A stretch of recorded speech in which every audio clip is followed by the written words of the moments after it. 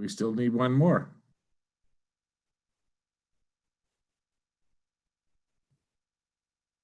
There we go. So Caleb, you want to take us and get us live? Yes, we are live right now, Mr. Mayor. Thank you very much.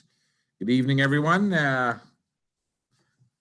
Looks like we're ready for our May 11th regular town council meeting. I'll call the meeting to order at 7 o'clock. Take a motion for the agenda, please. Councillor Warwa, thank you very much.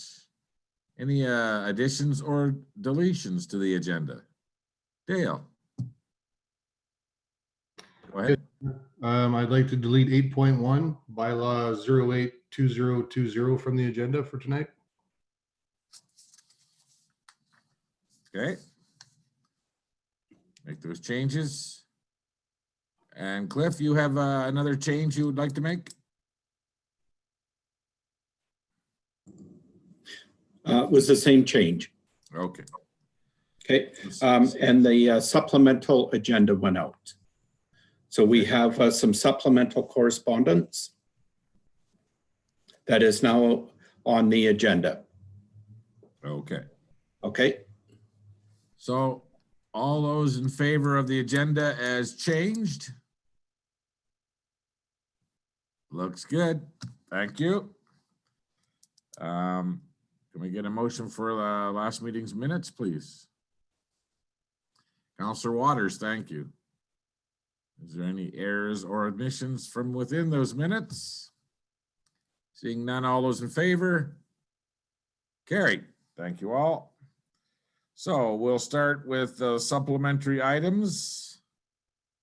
Cliff, I guess you're up. Okay. As you can see, we have the urban head request, and we have three correspondence items that have been received. So one is from Elaine and Lauren Houle, the second from Linda Bretty, and the third from Brian Butler. And they're all very similar, is to look at having hens or chickens. And then the third one is for bees, chickens, and rabbits within their backyard, of course, within the urban setting. So Phil actually has some information on this for us. Okay, Director Rowe. Thank you, Mr. Mayor. Since we've received these letters, and with our first one from Diana Weiss a couple of months ago, we've been doing some research into basically housing of domestic animals within the community. I'll give you a little bit of background. Urban hens and bees actually provide a safe and regulated, humane and enjoyable means for residents to satisfy their need for healthy, organic and sustainable food. They play an integral part in food production under the broad umbrella of urban agriculture through the Alberta government, and it further is compromised with community gardening, edible gardens, and indoor farming. So we've been doing a lot of looking around at other communities, and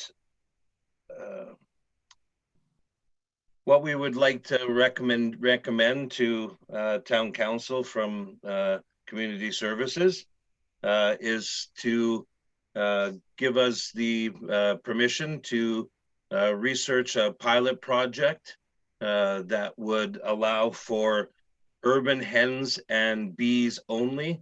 So no chickens, just urban hens for laying eggs and for bees. We've looked at a lot of communities that are that have this in place and is very successful. It is becoming very popular around the province right now, as there are numerous communities that are researching urban hens and bees, as well as rabbits and chickens. From before we get into a whole lot of work, I would like councils to discuss and decide whether or not the Community Services Administration should move forward and develop a pilot project within the community for urban hens and bees only. Okay. Who has the first? Well, I guess what we would do, we'd take a motion. Councillor Barry?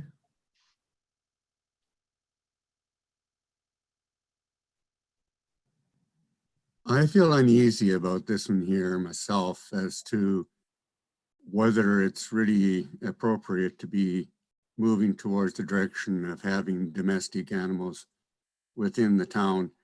I would like to really actually know what more of our residents felt about it rather than just a few that are interested. I think this is something that is a very broad issue, and I'm just not certain if I'm prepared to support it right now without having a better idea as just how the residents as a whole actually look at moving this direction. So, well, if we want to go ahead with the recommendation that Community Service is putting forward for this pilot project, that we're going to need a motion. Even if we defeat it, before we discuss it, we'll need a motion. So if somebody would start with a motion to support the recommendation for a pilot project looking at chickens and bees. Thank you, Councillor Lemko. So the floor is now open for discussion on the pilot project, and maybe somebody would like to talk to Director Rowe about why we narrowed it down to just bees and chickens. Go ahead, Councillor Wawa. So I was very clear at my last meeting that I didn't have interest in this project. I went ahead and have done some looking into it since to see if some of these things would change my mind. I'm going to be honest, I'm not interested in a pilot project anyways right now. I don't think that it's a terrible idea to consider, but right now I don't believe we're in a food shortage. I believe that we have businesses that are more than capable of looking after this. And during the time of COVID, when we've got a lot of concerns, I don't think this is the time to waste resources on even doing a pilot project. So my recommendation is going to be no, regardless. Thank you. Anybody else? Councillor Lemko. I myself support the motion. I don't think it's harmful to have some urban hens in neighborhood backyards. There certainly is a number of communities I've researched and looked. And as an example, Peace River has had 6 hens in their backyard since 2010. I would encourage, if this goes ahead, that we contact those communities and see if there's been any fallback from the citizens on those communities regarding urban hens. Many communities have it. An example would be 1 license for 1,500 population. So we're not talking a lot. It's not open season. Anybody can have it. You got to apply. There's a process. You need a mentor. You got to take training. I don't think it's something that is that difficult to pursue. I support the motion. Okay, Director Rowe, I'll be listening to the councillors first. Okay, so who else wants a? Councillor Waters. I spoke to a couple of people in one certain municipality with the hen bylaw, and one of them, she said she herself as a neighbor wasn't happy with it. Her neighbor had the hens, and just the nuisance they caused for her as being the neighbor. We'd have to be very careful with the rules we implement in that, I would suggest. And also, would this be as a business? Is this for their own personal consumption? Like, where are they going with the egg aspect of it? Or even with the bees, like with the honey, are they going to be selling it? Are they going to be own personal use?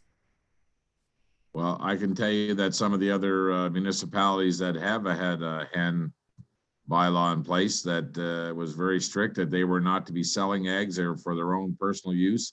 Even the manure created by these hens was not allowed to be resold in some of the other bylaws that we've looked at. So But I'd like to get a feel for everybody in the room. Councillor Brodziak, what are your thoughts?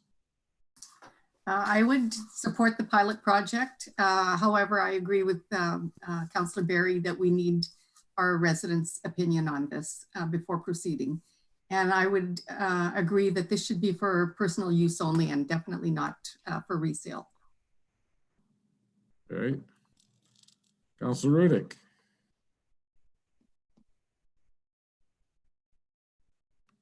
So in speaking with some of the other municipalities that have these bylaws in place, it is to a point, everyone is for personal consumption only. And it is more a case of maybe food autonomy would be more the proper term. We talked about food security last time, or food shortage.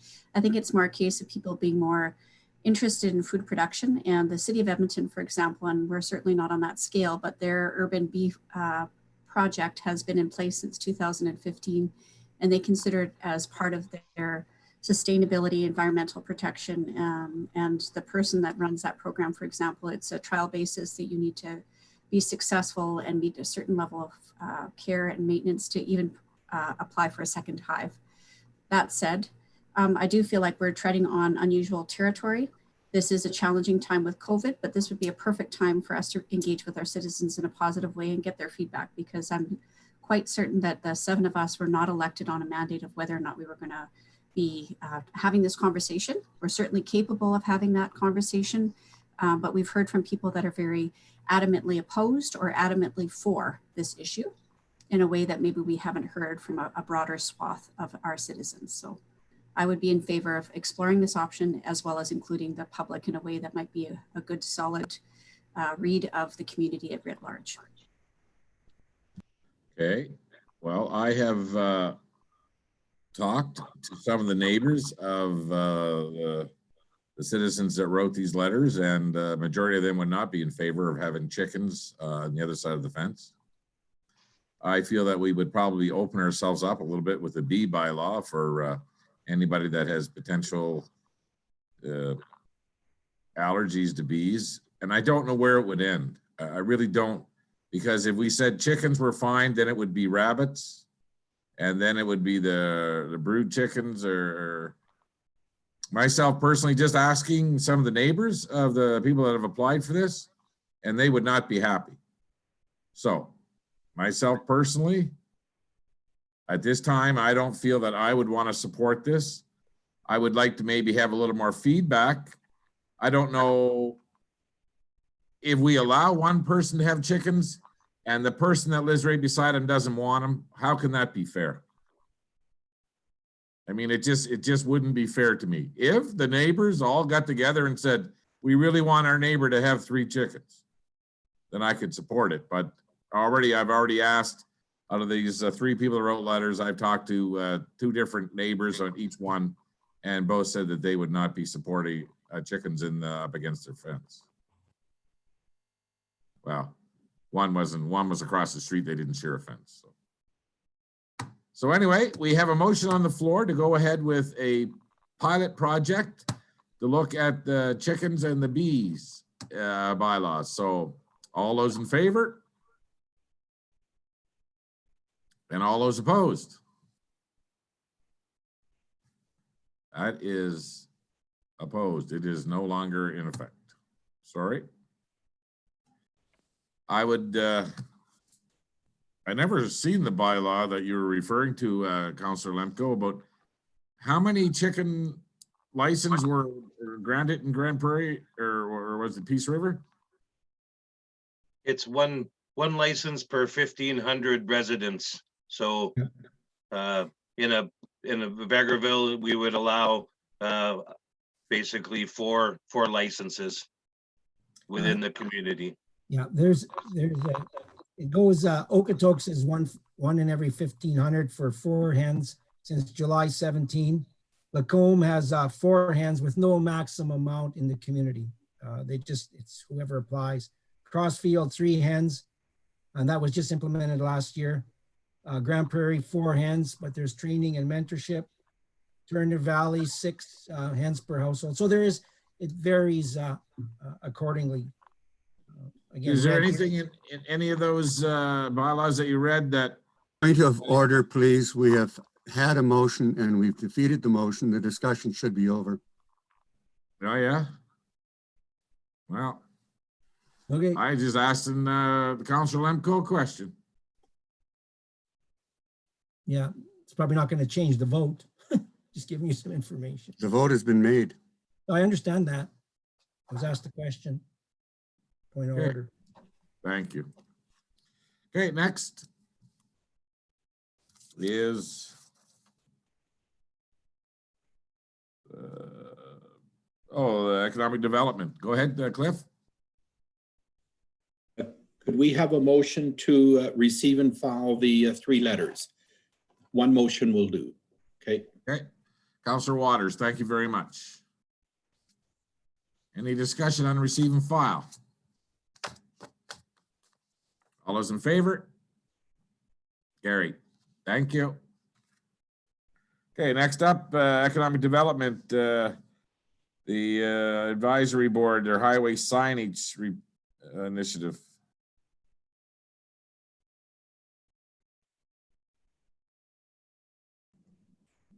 Who's got this one? You do? There's a memo within your agenda package, and this is following discussion that we had initially at legislative committee even a couple months ago regarding the potential of installing highway signage on Highway 16, both the east and west entrances. And a subcommittee or ad hoc committee was set up to look at this with representatives from Town Council, Economic Development Advisory Board, the Tourism Advisory Board, and Chamber of Commerce. And there was 16 potential signs that were, or options that were given. And the subcommittee looked at, narrowed it down to 3 that they liked. However, before we proceed any further on this, what we would like to do is find out if council is prepared for us to move forward on this. Currently, this is an unbudgeted item. So we would need approval to, or the project would need approval. But before we put a lot of time and effort into this, just wanting to know what the wishes of council are. Okay, Going. thank you. So we already had this discussion at our ledge meeting here, and if we want to move forward, I did get the update. I got the new package, and I did take a look at everything on there, and I'm okay with the recommendations so far. But now we need to, this is where the rubber hits the road. So if somebody would like to make a motion regarding moving forward with the sign to give the admin some idea what we want. Councilor Broadjack. I'd like to make the recommendation that we move forward with the project. And I'd like to ask council if they are in favor of purchasing the signs outright or going with the leasing option. And which sign, there were 3 that were selected by the committee. So which of the 3 would council be in favor of? We have heard from our business community that this is extremely important and to have the signage out as soon as possible. Okay, Councilor Barry. Yeah, I can definitely support this as well. I think that new signs, I've driven past the old ones there a few times, and I think a new sign that can certainly draw attention to the town and to the businesses in town would be appropriate. I would definitely be in favor of seeing purchased outright. I think that by the time we look at the leasing costs, we would pay much more than what the actual cost of the signs would be if we bought them outright. I think that this is something that we would have to look at reserves for because it's unbudgeted. I could support that as well.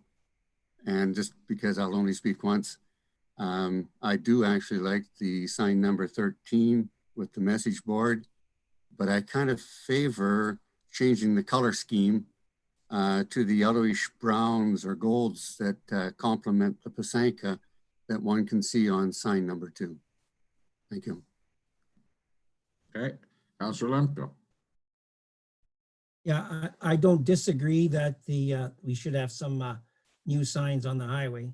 What I do, I was on the advisory committee that sat in there, and I do have my notes from the tourism board's perspective. 6 of us sat on that were members of the tourism board, and nowhere did I see sign 13 nor 4 or sign 2 come up in the discussion from these 6 individuals. I have yet to see the minutes from that meeting so I could formulate a decision based on that. Regardless of that, I don't mind sign 13 anyway.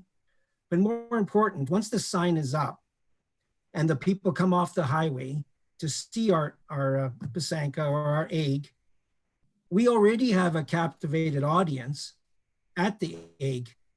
What is driving them to our business community at that point? They come to take pictures. There's X number of people at the egg. They're buying ice cream, but do they go anywhere from that? Do we push them anywhere? Is economic development? Do we have a sale of the week sign that says, hey, if you're here, why don't you go buy some mirrors at Vegreville Glass? Something that is driving the people to the business community. Because we already have a captivated audience. They coming in for pictures of the egg. All this sign's gonna do is just bring more people off the highway to come and see our egg or our digital sign. I think there's more to it than putting up a sign on the highway. There should be some strategies around it. And I think we need to drive that as well. But as for a sign, I don't disagree. That's all I have to say. Okay.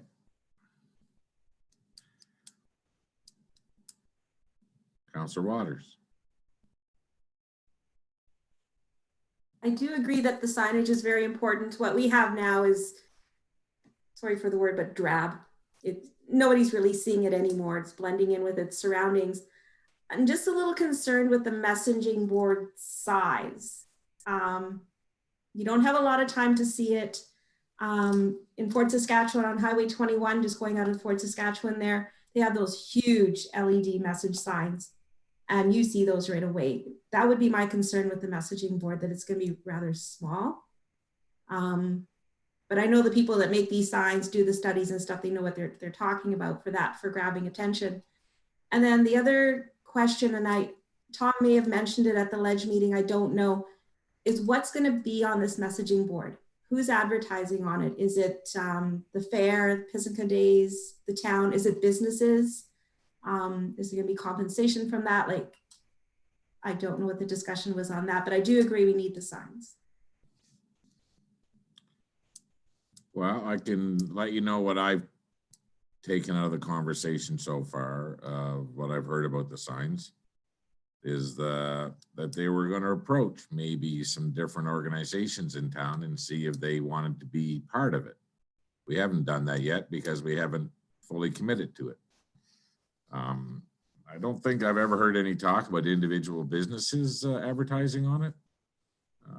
That would be, I don't know how that would work. That would be a whole different other thing, but I do have concerns right now with money that's unbudgeted moving ahead with this right now.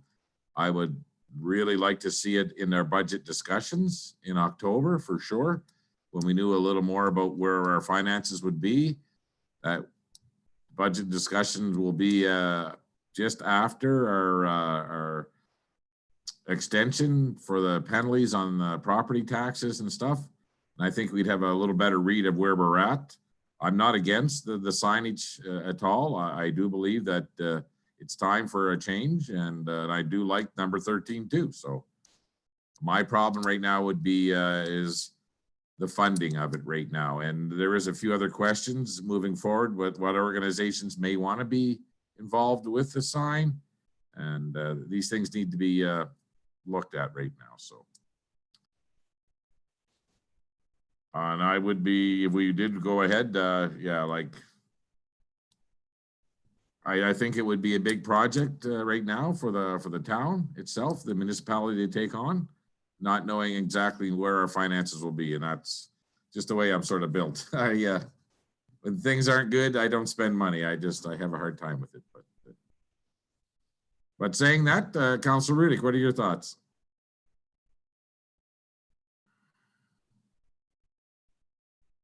Sorry, I thought maybe Councillor Warwell was first, but I thought I'd wait and see what everybody had to say because this has been kind of on my list of to-do items for quite a while. So just to follow up some of the conversation of my colleagues, there was 2018 when tourism was still part of Economic Development Board, we presented the final version of the wayfinding report, which talks about exactly what Councillor Lemko was referring to, is that it's not enough just to assume that people are going to accidentally end up where they need to be to spend money or to actively engage in tourism and business in town. And we've got a cobbled together series of signage, all of which might be fine. Some of it might be relevant, but some of it's outdated. None of it is cohesive, none of it is coherent, and none of it is intentional. So in order for us to be able to direct and ensure that people are going where we need them to, where we want them to, and informing them, that takes money and it takes deliberate and precise motions. So I would definitely be in favor of making the motion to, or support the motion that my Councillor Brodziak, another councillor on the Committee of Economic Development, to support moving ahead with this project. I do feel it would be relevant to report back and gather the original grouping of community members from 3 different boards, the Chamber, Business Community, Economic Development, and Tourism, to be able to coalesce and figure out exactly how the payment would be. Because of course, we are concerned about being prudent with our expenditures with public funds. That said, this is the time to be making those moves. Businesses everywhere are trying to be able to be viable, and it is an immediate pressing concern. Every day we read more and more concerning numbers that are coming out from business reports. The number of job losses in April, for example, just came out. It's staggering. It's the lowest number of employed people since the 1960s, which is shocking. And it's because there are so many job losses. For that reason, I think waiting until after budget may not be the wisest choice. There are money pockets available in economic development. I would assume we're putting this forward, but this wouldn't be exclusively in the pocket of economic development per se, but it would be a council expenditure, perhaps shared across a couple of different departments and potentially with other entities as well. I think the pressing need is there, and waiting any longer might take us back further. And this is the time to make the investment to ensure that we have that viability. And I would also echo the concern that once they're here, we also need to direct them. And we had tried last year to ensure that we had at least 2 signage locations within Vegreville to direct people to the egg. And I would be in favor of that as another ongoing project. Councillor Warwa. For me, I guess my answer is a little bit of both. I would definitely be in favor of us going ahead with the project. I just still do see the value of the timeline not automatically being committed to something that's coming up this summer. I would see the value of it being looked at starting now, but us committing, not necessarily committing automatically with the funds. There might be some opportunities now that we know that we want to go ahead, we know what the high and low of the price could be, that we could go ahead and look at some grants that might be available and take some look on there. So I would be in favor of going ahead with the project, but I wouldn't be in favor necessarily of agreeing to expense it directly out of council at this point. If it's going to be a 100% council expenditure out of our budget, I would say I would be more in favor of looking at it as being a budget expense this fall. Okay, so Councillor Brodziak, did you actually make a motion, or you were just saying you were in favor? Your motion? I made the motion for council to support the signage project. Okay. And Councillor Rudick, you feel that you'll be able to find some partners with moving ahead. If we go ahead and support this right now, your Economic Development Advisory Board or the the group, the organization that we put together, the ad hoc committee, would be in favor of asking other organizations if they would like to be involved financially, or how are these funds that you were talking about? What was that? I would be reluctant to speak on behalf of that subcommittee because I certainly didn't share that group. What I would be supportive of and what I referenced earlier is that if we make this motion to support this move ahead with this project, then we can explore those options. I think people across the board, in terms of the entities I spoke about previously, the Cultural Association, the Ag Society specifically, are in a different reality than they would have been at other times. So they might be looking at signage in a different way, and they may have a different approach towards building toward the future. It's no different than just coming off of Emergency Preparedness Week and some of the struggles that they've had in Fort McMurray Wood Buffalo region. Nobody likes to spend the money on flood mitigation, for example. Some of those projects like we've embarked upon in Vegreville cost a lot of money. They don't get a lot of attention unless there's a flood and everybody says that was money well spent. Similarly, putting a sign out there may not initially drive the population up, but it definitely will be something that will pay dividends, and the impact to tourism and to business in the future, as well as those right now, I think can't be measured in the same way. And similarly, I think it is something that probably would be shared across departments. This isn't strictly an economic development initiative. This is definitely something that we put forward, but it was a group project. And that consultation was with a number of different entities that I think we should circle back with. And as administration, I would hope that they would come forward with some kind of proposal. And it's very likely with this type of budget amount, we would have to do an RFP, request for proposal. We may end up with not only a different budget amount, we also may have some leniency, which I referenced the last meeting as well, that this is the time. Businesses need our support. Our community needs the investment in the future.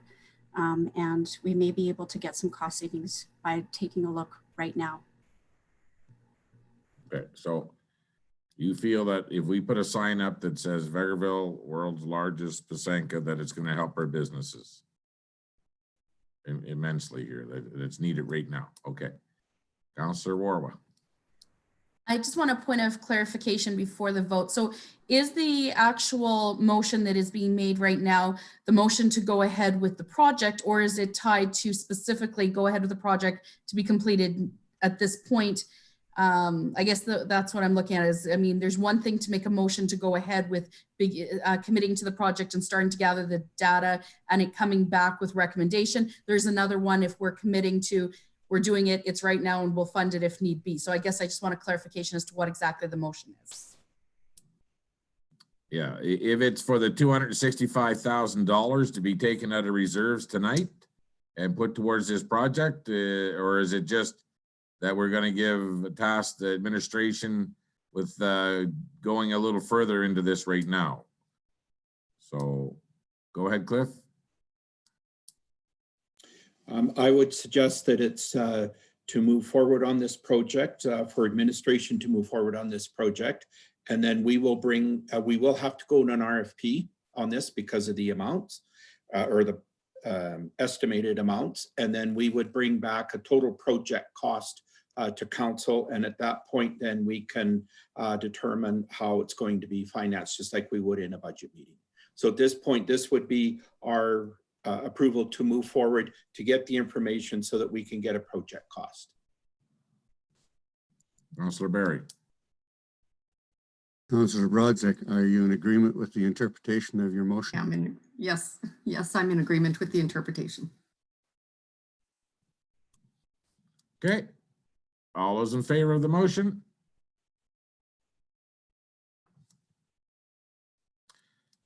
Make it so.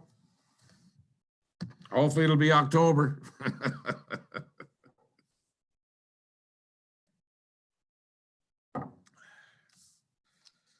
Okay, next up, we have some correspondence from Royal Lepage.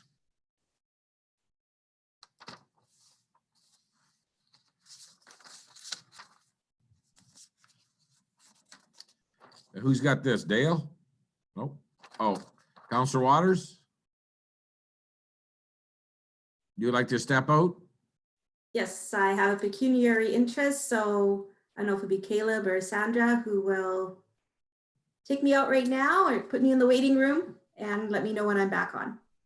Okay.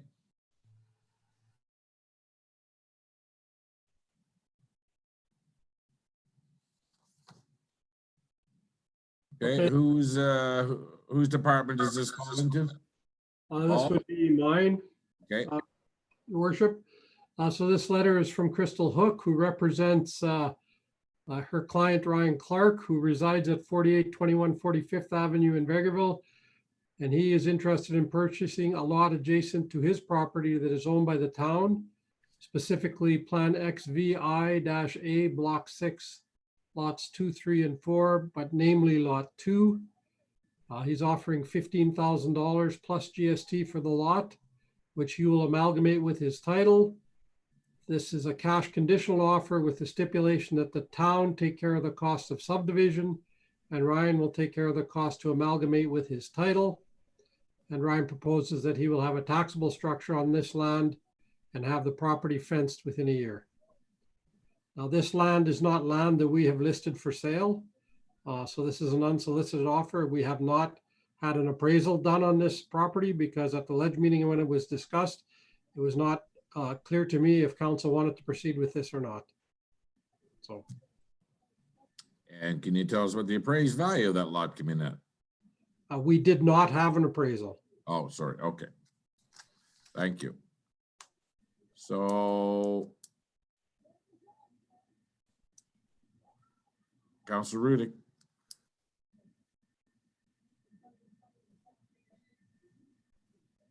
I had a question subsequent to our last ledge meeting when this was first brought forward, and I had asked you, Mr. Casey, about our policy with regards to public lands that are held by the town of Vegreville, what our procedure is and how we have policy now in place to be able to appraise and sell those pieces of property. In this instance, this is an unsolicited proposal. And do we have any policy with regards to that, in addition to the fact that we usually do the appraisal? That would be my first question. And then my second one is, at this time, we have talked about having all of our available properties available online on our website for potential purchase. And as we have very limited revenue sources, as the mayor just referred to in our previous item on the agenda, that it may not be a bad idea to revisit that idea for sale of some of our municipal properties. That said, my primary question would be, how does this fit into our policy in terms of making this arrangement or conversation with this individual when we have not advertised or explored other options with other potential purchasers, as we don't have it available publicly at this time? Well, our policy requires that we sell our town-owned land at as close to fair market value as we possibly can. And in order to determine fair market value, we need to get an appraisal. And as this was an unsolicited offer, and in the legislative committee discussion on Tuesday, there was no clear indication from council as to whether they wanted to even proceed with this. I did not feel it was correct to spend the money to have an appraisal on this land until there's some clear direction as to whether you actually want to sell it or not. With respect to your second question on the land for sale going on our website, we do intend to do that. Unfortunately, with COVID-19, our new website has been delayed, is my understanding, and now will be sometime in June that will be towards the end of June that we'll be able to do that on our new website. So. Councilor Barry. Yeah, I still have a little concern on the aspect that obviously at some point in time, this property was set aside as part of the water reservoir in that location. So I'd still like to know for sure if we can actually sell that lot without compromising the integrity of that facility that's owned by the town. I thought I heard there was a question as to whether we should only sell half of the lot. I'm still not certain if we have the full picture here. And as Mr. Casey has indicated, yeah, we didn't give clear direction yet, and I'm not certain if we can yet tonight. Okay, well, basically, all the land that the town has for sale is listed. It is as for sale. This piece of property belongs to an asset that we have. And when this asset was built, the water tower, they deemed that that land needed to be part of that asset. So we've never actually tried to sell it. We've never thought about selling it because it just something that we own that goes along with that water tower there. So the question is, does anybody really want to entertain an offer on this piece of property that we don't have for sale? That is the question.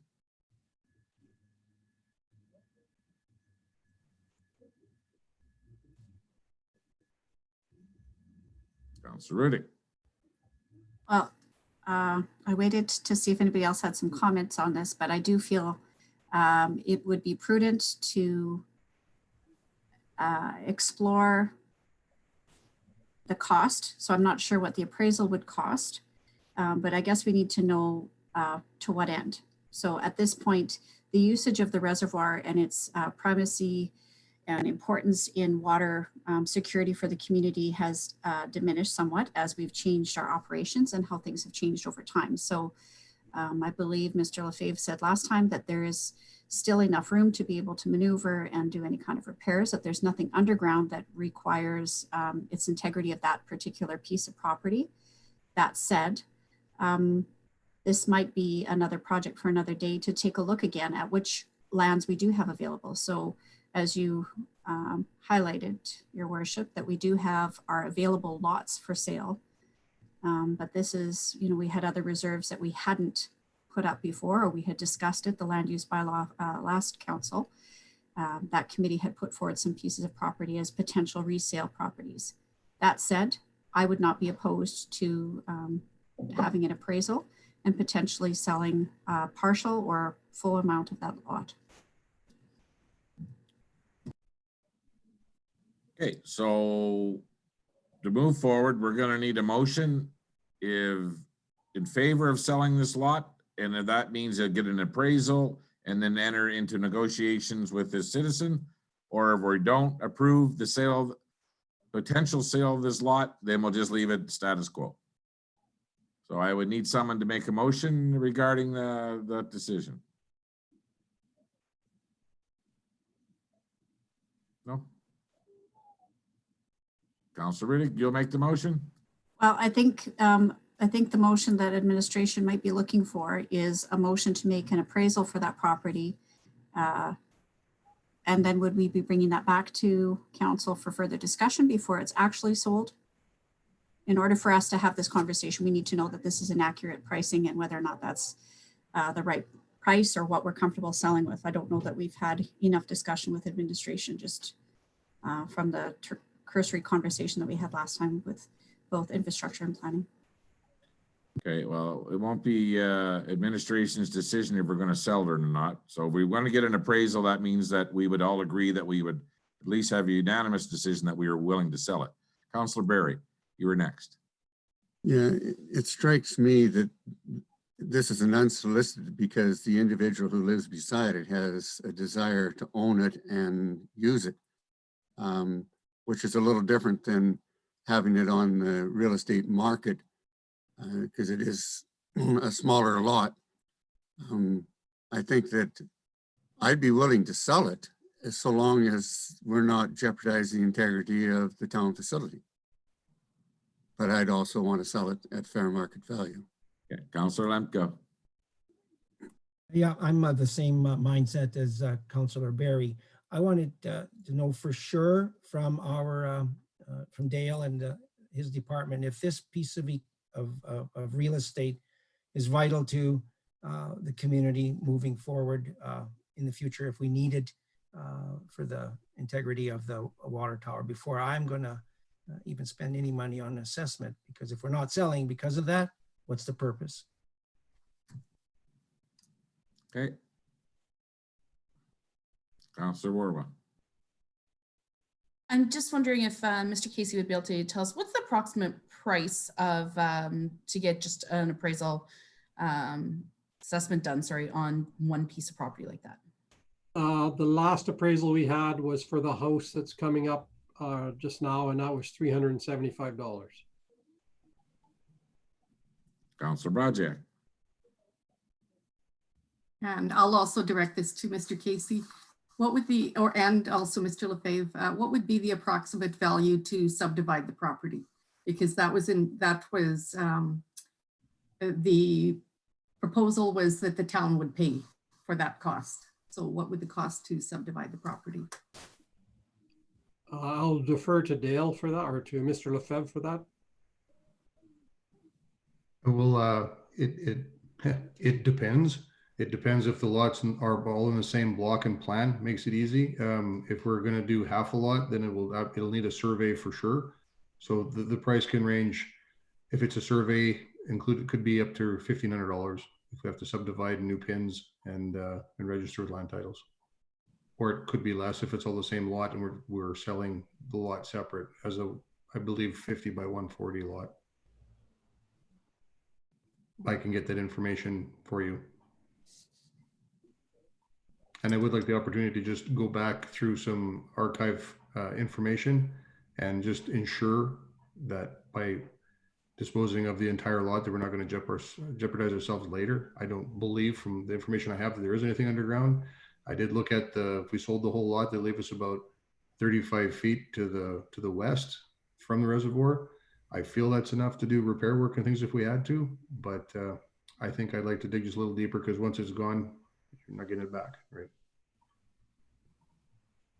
Yeah, it's a nice asset on that side of town.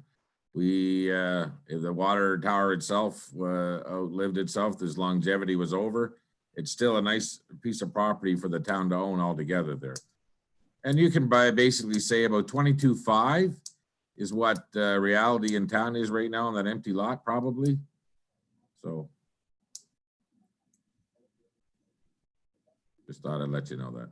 So you would want to wait to get some more information back from Dale's department. That would make everybody feel better. Okay, then that's what we'll do. Somebody can bring Councillor Waters back to the meeting.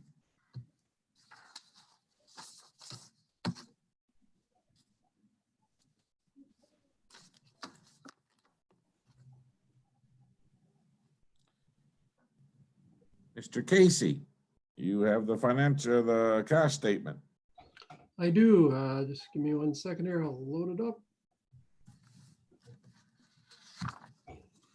Well, this is the monthly cash statement for April. We started the month with $6,716,000 between our operating account and our investments. We had a net draw of $255,699 during the month, and ended the month with $6,460,694 between our investments and our operating account. Major expenditures for the month were John S. Patouk for water of $82,000, AMSC for utilities of $95,000, some 2020 capital works. I think this is for Southeast 17 is $42,834 is paid to MPE Engineering, and a quarterly assessment contract for $16,485 paid to our assessor. Our major revenue sources, there were 3 different grants that came in for FCSS. One was from the federal government for $5,000. Then there's what used to be a quarterly grant for FCSS is now paid monthly for $32,192. And Alberta, and the grant for Family Resource Network of $18,500. And then franchise fees of $122,366. Okay. Make a motion for the financial, cash council project. Thank you very much. Any questions of Mr. Casey? Councillor Rudick. Just reading and looking at some of the recent information that's come out from AUMA. with the member services and our business lines of some of the challenges that they've been seeing across the province with COVID response. They're talking about some of the rebate checks that usually come out at this time of year. Have you heard anything yet about that interaction with AUMA and our benefit package, et cetera? Well, what I've heard is that we will be getting some credits on our benefits, but they have not said how much that is going to be yet. We're supposed to get that information this month. They also did have a program. If you had parked vehicles on March 17th for 90 contiguous days, you could get a reduction on your auto portion of your insurance. So I talked to Mr. Lepage as to whether or not we had parked any vehicles on March 17th for 90 consecutive days. The answer to that is no. So we don't qualify for any of that. And in terms of our rebate for insurance that we typically get, or for the work that they usually do, I have no idea. They haven't said anything about that yet. Okay, any other questions? Okay, all those in favor? Gary, thank you. Mr. Lepage, you'll be up next. Thank you. And yes, when Mr. Casey asked me about equipment being parked, I did suggest the town snow blower, but he didn't think that was going to fly. So You tried. I tried. Request for council decision dated May 11th, 2020, today's date, is to have town council approve an extension for business license payments and cancellations this year only from March 31st, 2020 to June 1st, 2020. The background is business license penalties of 15% were applied on March 1st, 2020 for those licenses that were still outstanding after the original payment deadline of February 28th, 2020. Administration is proposing to extend the payment of both penalties and license fees until June 1st, 2020. Any licenses that have not been paid by that date will be canceled.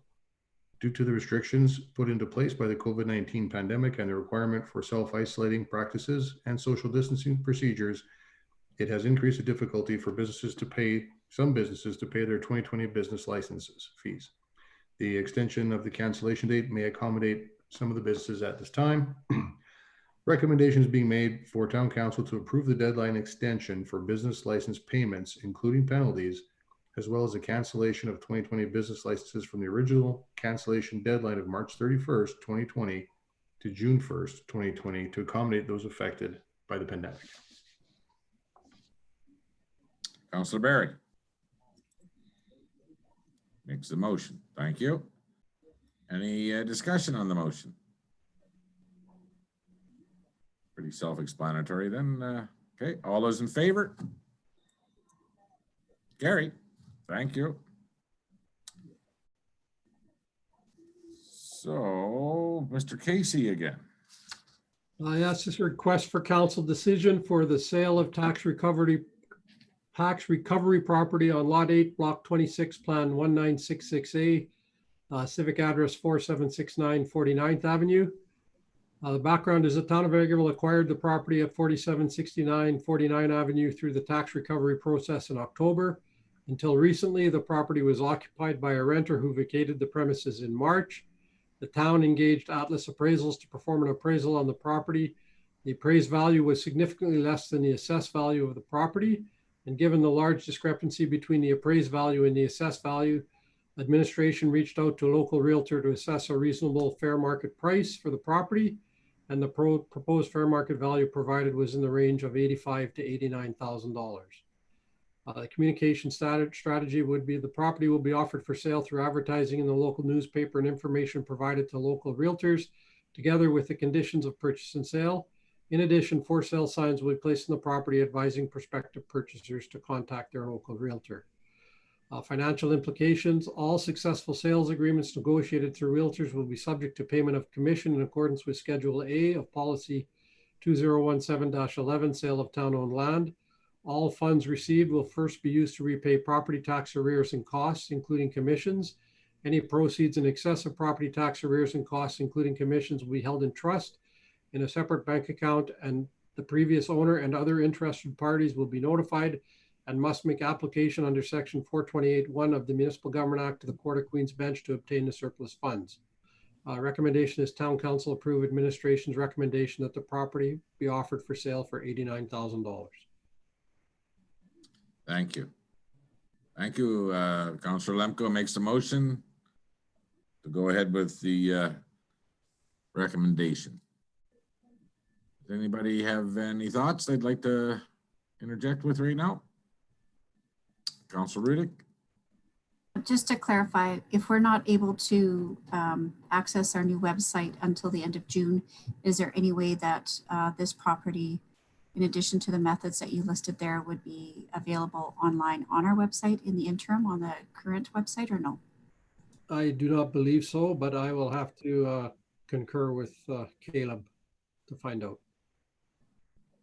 But all the local realtors will have this Yes. on their website.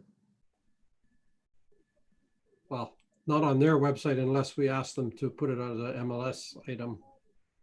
Oh, But okay. they will have the information from us. Okay. I didn't know that. Okay. Anybody else have anything else they want to put forward here? Okay. All those in favor? Carried. Thank you. And you have one more, Mr. Casey. Oh, sorry. That was yours. So Caleb is up next. Go ahead, Thank you, Caleb. Thank you, Mr. Mayor Council.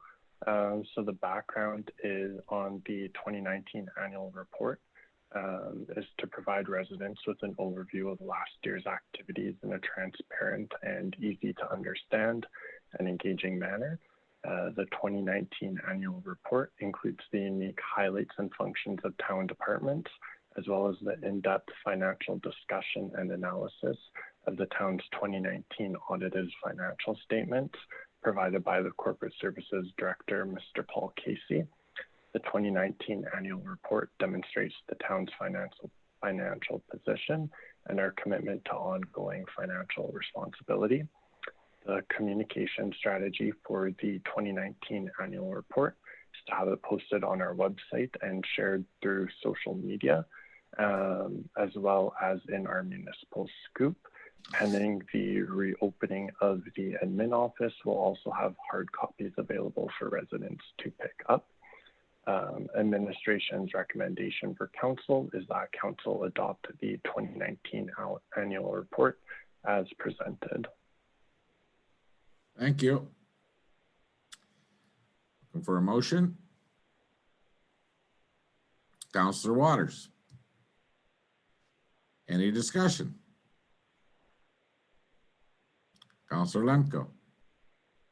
Am I missing something, or did the rest of council get the report to peruse it before we have this discussion tonight? I have not seen the 2019 annual report as a member of council. All right, Councillor Broadjack. I'm going to request that this item be tabled to our next meeting, or for a decision at a later date. Again, this is the first time I opened it up right now, and I see the report is there now, but I reviewed our council package on Saturday, and so I didn't have a chance to read this yet.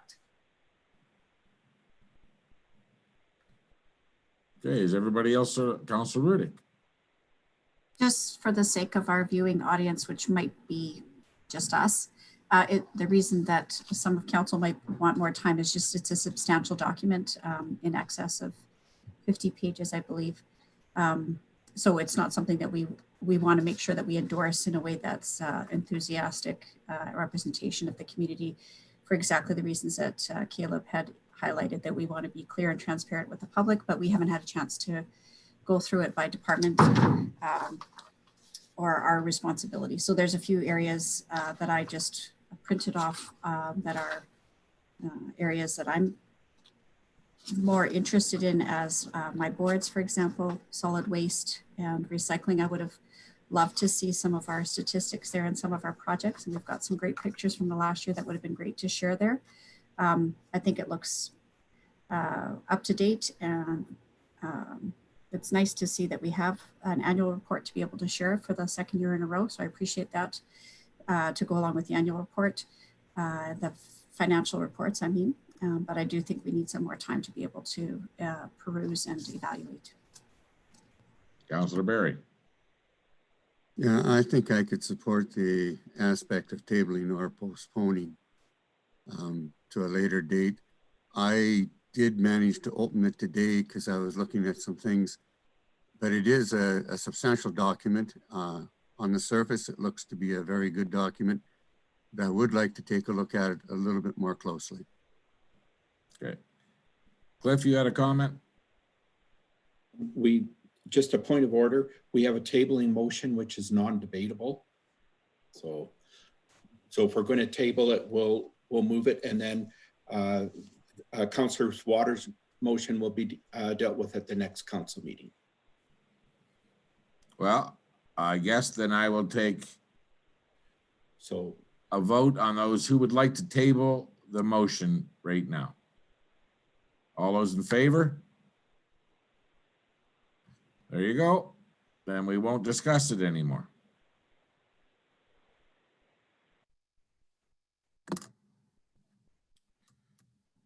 Okay, Mr. Rowe, are you doing the tourism board motion? Yes, I am, Your Worship. This is a memorandum from myself and the Vegreville Tourism Advisory Board. The topic is the completion plans of the mural on the east side of 4910 50th Avenue, which is the outreach school building across from Vito's. The background, the Vegreville Tourism Advisory Board has been in conversation with artist Bree Adkins regarding an ongoing project that would see the completion of the full wall mural on the east side of the building. Ms. Adkins visited Vegreville in 2019, volunteering her talents to paint the Learning to Share mural, and has subsequently been working with the board on concept and design plans for the remainder of the wall. Originally drafted as a sponsorship concept to fund completion, the board acknowledges that plans may not prove prudent at present and supports the idea of the town of Vegreville that the town of Vegreville move forward with the project, funding all related costs out of the existing 2020 tourism budget, and considers the mural an investment in our community's tourism assets. The tourism budget will have several items that will not be expended as projected in 2020, and has sufficient funds to cover the costs, cover all mural related costs. The proposed time frame for the project would be early summer 2020, weather dependent. Financial implications, myself and the tourism culture coordinator have confirmed that unexpected funds do exist from the cancellation of some 2020 programming and events. A use of up to $10,000 would be recorded as an expenditure for tourism in 2020 to fund all mural related costs. The recommendation from the Vegreville Tourism Advisory Board is recommending to Town Council that the expenditure of $10,000 from the 2020 tourism budget be allocated to the mural project at 5910 50th Avenue. Okay. Thank you. We need a motion on this recommendation before we can have a conversation. Mr. Lemko, thank you very much. So what are your thoughts? Councillor Warwa. I know Director Rowe did say this already, and just for anyone who might be tuning in to watch a little bit, just again, with this, when we talk about for events and programs that weren't able to happen, that just as a clarification again, doesn't mean that we'd be asking for additional finances to cover starting a new program or purchase of a new program. It was literally for the operational side of programs that just didn't happen within this year. We did talk about it a lot, about whether it was the right time for this. There has been some strong recommendations from the province that we shouldn't allow all levels of tourism, and particularly we've done a lot of projects that are looking around hope and moving forward, and this might be something that still shows, you know, continuation of life beyond COVID type of issues. So that was the reason for the recommendation from the board. Thank you. Thank you. Councillor Barry. I don't have a problem with seeing tourism ideas move forward, nor getting the mural done. I'd just like to be assured that the events or programs that are being canceled are not events or programs that could actually still occur in the fall if COVID-19 is not a problem. I mean, if we are canceling events, they are events that we know will definitely be canceled. I believe so.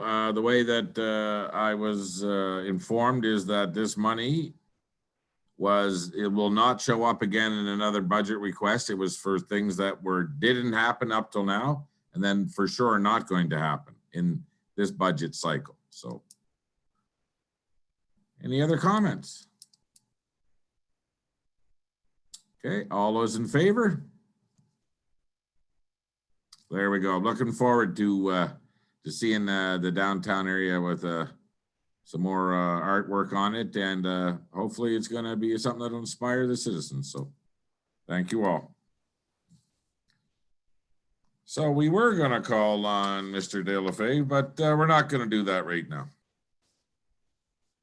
It's not on the agenda tonight. So we'll start with council reports, and seeing how Councillor Rudick is in the top of the screen. You could give us a quick update on what you've been up to. Okay, thank you, Your Worship. April 29th, I attended the Council CAO Zoom meeting that we all did. And I guess most of the meetings that I've attended have been on the same platform, Zoom or Skype, depending on who's holding it. And I've, on April 30th, had our FCM Rural and Remote Municipalities committee meeting, but we had a committee of the whole. So we had all board members from across the country meet for the first time. So this is an inaugural attempt for municipalities from across the country, coast to coast to coast, to meet and have some discussion about what we'll do moving forward.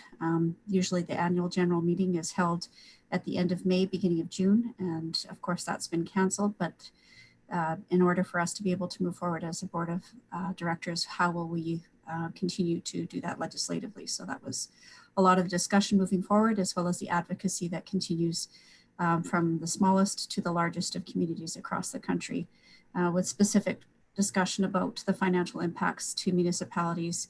The announcement today in the city of Halifax, the depth of cuts that they're making in terms of providing critical services, as well as cutting into their reserves.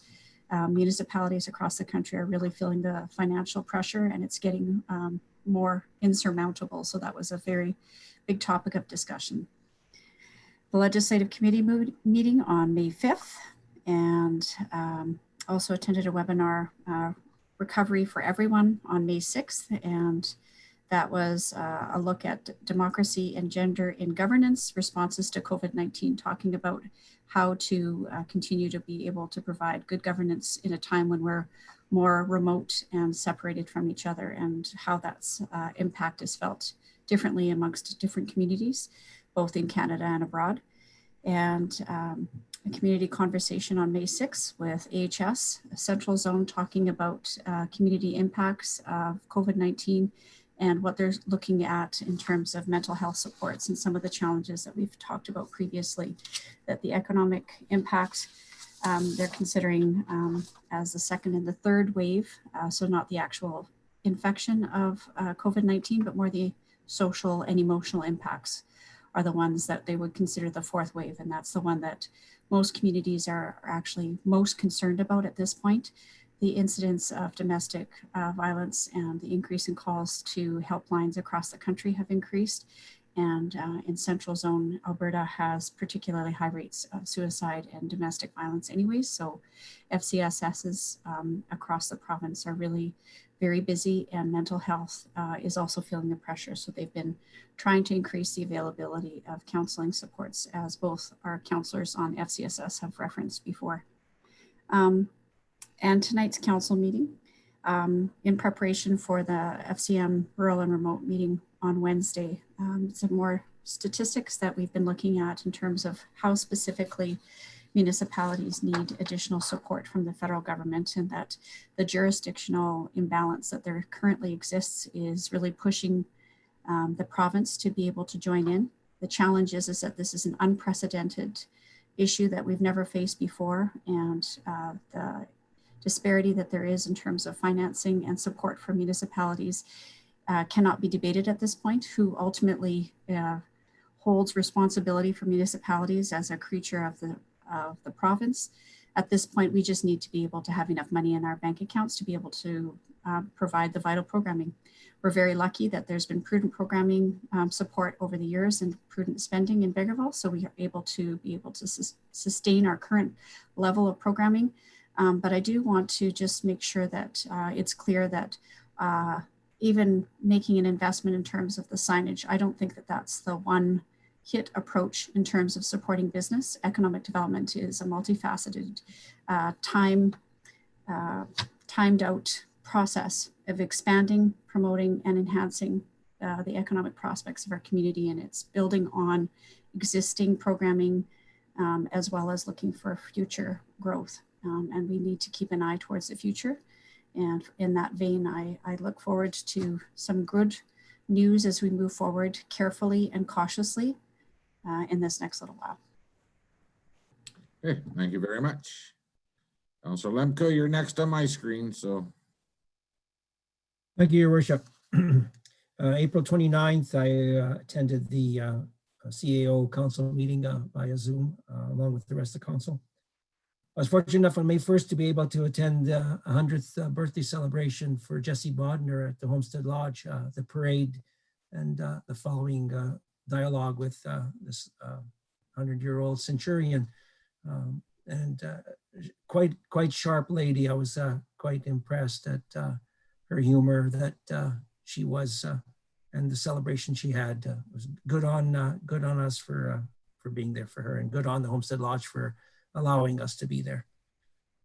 We did practice social distancing as we all were in separate vehicles and that, so that was good. May 5th, I took a webinar put on by Alberta Council, the crisis communication webinar. I encourage. I shared a document with fellow council there regarding crisis communication and what that looked like. I know Alberta Council's newsletter has a good article in the back put on by Doug Downs, who was one of the presenters there. He talks about the next phase of communication for municipalities. With the new normal, whatever that looks like, citizens want to be informed and they want to know what's going on, and they want their elected bodies to communicate that to them. So globalization is taking over people's security. People want to know what's going on. The news is all over. You can believe 50% of it, and the other stuff falls through the cracks. So I think moving forward, we need to be prepared to communicate as we come out of this thing to the citizens of Vegreville. May 5th, Ledge meeting. Tonight's council meeting. I did have a couple other items. Our library is looking at curbside pickup strategy for books and videos and such, and we're working with Alberta Public Library Services on what that looks like in other communities. And we're having a library board meeting via Zoom on May 20th, and we'll also be talking a little bit more of what the library opening on phase 2 looks like, even though I'm not sure we have any information on what that could possibly be. For tourism, Go East, we have a meeting May 9th, but the travel guide is now online on their website, the Go East travel guide. And I encourage you all to go there and have a boo at this wonderful document and how it's laid out. There's also in their website, if you go to itineraries for road trips, they got 5 videos there, 1.5 to 2 minute videos that are traveling the highways, and Highway 16's there, and we're featured in that video, and the good work that was done through a grant. Anya has asked regarding the Tourism Week, which is May. We need submissions for the Tourism Week from May 1st to May 22nd. Any submissions are, so we're featured in the tourism video for the week.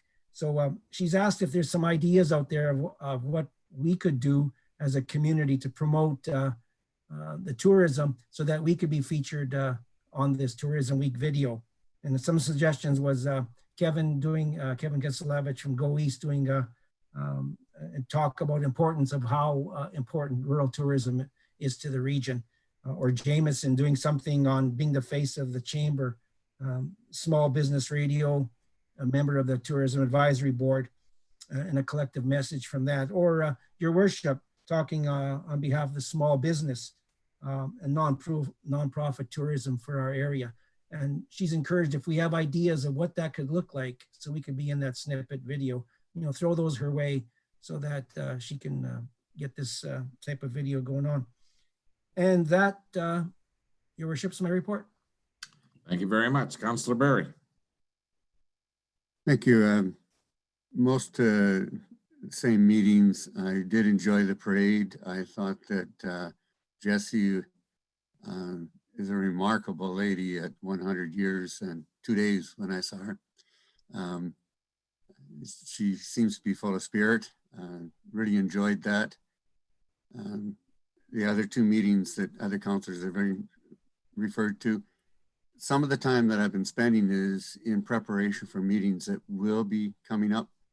For Main River Watershed, we've been passing some emails back and forth to look at 2020 and beyond. We're developing communication strategies. We're developing some documents that we'll be discussing more fully next week in our actual Zoom meeting. And the Northern Lights Library System, I have received an email from them, and we will be having our annual general meeting 23rd. So I will provide something to the library as a heads up. I did get a communication from the chair. We had asked questions about the library levies, and the executive committee, which will have made a decision that will be confirmed at our annual general meeting to postpone the levy payments from the libraries and such until about October, when the second payment from the government comes. And also the proposal is that we'll be looking for next year of not increasing the levy, which is something that we actually supported this year, was that they shouldn't increase the levy. So I will have more information on that, but I'm pretty sure that those 2 things will come to pass, that the library here in town and potentially our municipality as well will not be required to remit the levy until around October, which may give our library a little bit more operational room for the summer. I'll forward this email through to you. And that would be my report, seeing as how most everything's on hold for me at the moment with most of my committees. Thank you. Thank you, Councillor Berry. Councillor Warwa. So most of my report is, of course, like everybody else's, the April 20th CEO Council via Zoom, our May 5th legislative meeting, and of course, our council meeting tonight. The other thing I just wanted to bring attention to is I was able to sit in on a webcast called Predictable Change, which was kind of interesting. And that one talked about how through COVID and then after COVID, the need for the messaging and communications and things that come out from your counselors and through even like your tourism board, it's good to have both predictability and change. So, you know, liking to see that there's, say, you know, a regular updates from counselors and updates from your mayor type of thing. But on the same note, they were talking about it being changed up, how important it is for people to see not always the same backgrounds and not always the same thing that you would expect. And they actually talked about the importance of, you know, you want to look professional as a counselor and as a leader in your community, but you also want to look like you know, everybody else does, and how well accepted it is for people to see you walking in a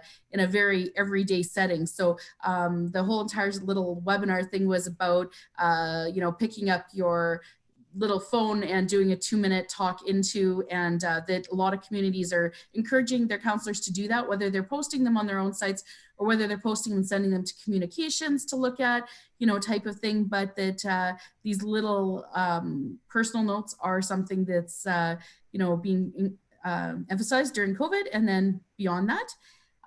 The only other thing I was going to bring forward is that I've actually received, even though I didn't have a lot of meetings in this last little session here, I received more calls than I have in a very long time.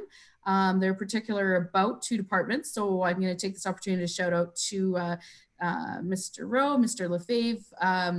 The comments we got back from people were very positive, actually, about some of the stuff they've seen Vegreville do. A lot of kudos out to our FCSS and to people saying that they thought that the were very comfortable with how emergency services and direction was going. And then also I did get about 4 phone calls actually in the last week that they felt that business has proceeded as usual with the town. So, you know, a shout out to both of you guys. And that's all I have.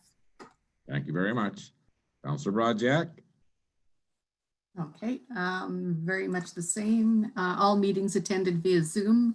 So that included the council CAO meeting, the legislative committee meeting on May 5th, tonight's council meeting, and also on May 7th, I attended the Chamber of Commerce board meeting. So a few updates on that committee. The chamber usually hosts a Christmas party, and that's quite a large fundraiser for a local charity or nonprofit in the community. So this year, the Christmas party is on hold, of course, due to the COVID event. So it may mean that there is a club that will go without funding, because usually that's funding up to the tune of $5,000 for that charity. Chamber is also going to be hosting a lunch meeting, a Zoom meeting with Chief Economist for ATB, Todd Hirsch. So the tentative date on that is June 3rd. I believe that's a Wednesday. It'll be at noon. Normally, if this was done as an in-person meeting, there would be a charge to come to the event. However, since there is no charge, the chamber is requesting a donation to the food bank. And this will be open to members and sponsors. And that is about it for my report. Oh, and one last thing. On behalf of Homestead Lodge, I want to thank all the councillors who were able to attend the 100th birthday parade. The family wanted me to pass on sincere thank you to all the councillors that attended. It really meant a lot to them. And also the residents would like to thank council for the flowers and donuts that they received from council last week. Very much appreciated, and it really just made their day a little bit brighter knowing that somebody else is thinking about them while they're in isolation. Thank you very much. Councillor Waters. Hey, most of the same meetings, April 29th, council CAO. The 5th was our ledge meeting, tonight's council meeting. On the 1st, I was able to as well partake in the parade for Jessie Bodner. Yeah, spunky lady, spunky centurion, that's for sure. And I don't think she'd have ever dreamt or would have known about Zoom, having birthday greetings from friends and family that way. I'm sure she's seen a lot, and keeping up with the new normal. So Zoom is one of them. Technology has really been embraced, so that's huge. And with that, I also on the 5th partook in that same webinar or town hall meeting, planning for the new normal with the communication strategies for our municipalities. And that's what we're looking at, like the Zoom and other things that we're doing, social distancing and stuff like that. That's here to stay, I think, for a very, very long time. And I think people in Vegreville are embracing it and doing it very well. So thank you to everybody for that. And that is it for my report. Meetings have been postponed for a while now.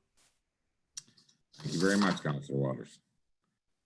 Okay, well, I too attended Jessie's birthday party, and it was a lot of fun. She was happy. Her family was very happy group, and she's very spry for being a Centurion, and her comebacks were quite witty. So we then had a Zoom meeting with the CAO that same day, so that went well. The 4th, talk of the town. We talked a little bit about our new tax bylaw, and we talked about moving forward with this COVID-19 situation. And I thought it went fairly well.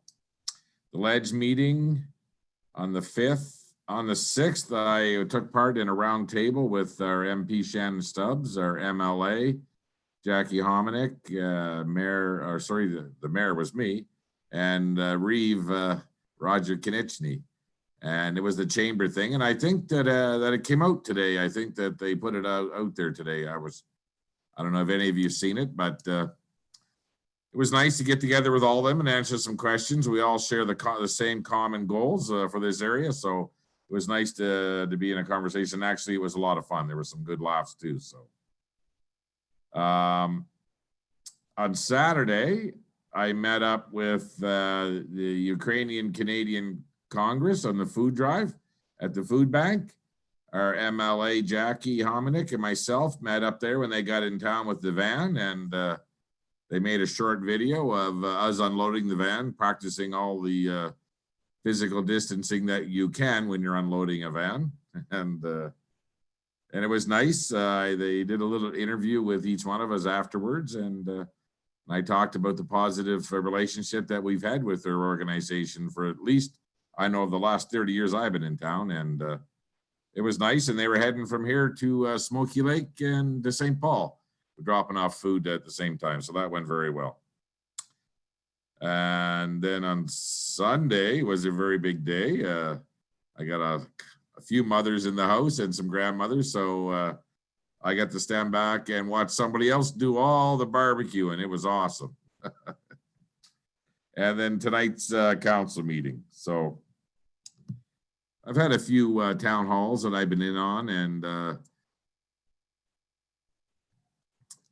some interesting questions put to the Dr. Hinshaw and some of the ministers at times. But I see today some of the reports that are come out that are targeting certain industries and certain professions, and hopefully the answers that they need before Thursday are going to be addressed. So stay tuned to that.